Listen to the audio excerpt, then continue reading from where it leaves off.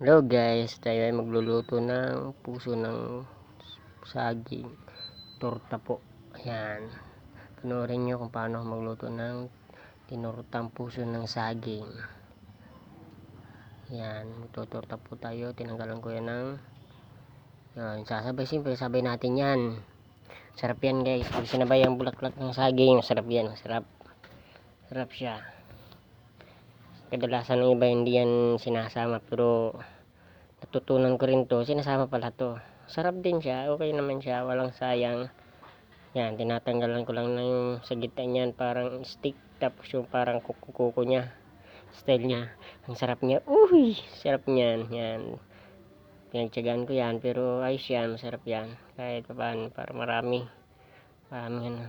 naman luto dito. Yan, pagkatapos kong tanggalin yan, pinaghiwa-hiwa kong maliit.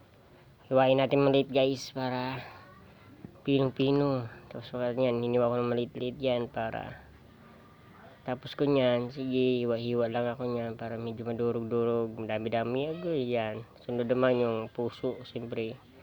Yan, tinanggalan ko lang konting medyo makapalang balat, nagtira lang ang konti. Yan, pero okay na, konti yan, ganyan lang proseso ng tinortang saging, puso ng saging.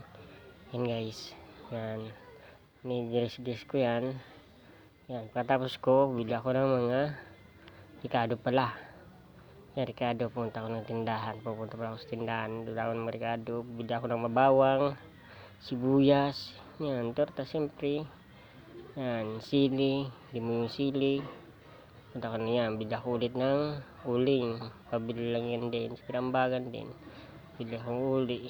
Yan, pagkatapos doon, pinakuluan ko pala. Tapos sinugasan ko pala guys. Yan, pakakulo ko nyan, ay ugasan ko muna, tapos pinakulan ko siya pala. Yan, yung tanga ko talaga. Yan, pinakulan ko siya para maalis ang nagta. Yan, nugasan ko na para maalis yung nagta.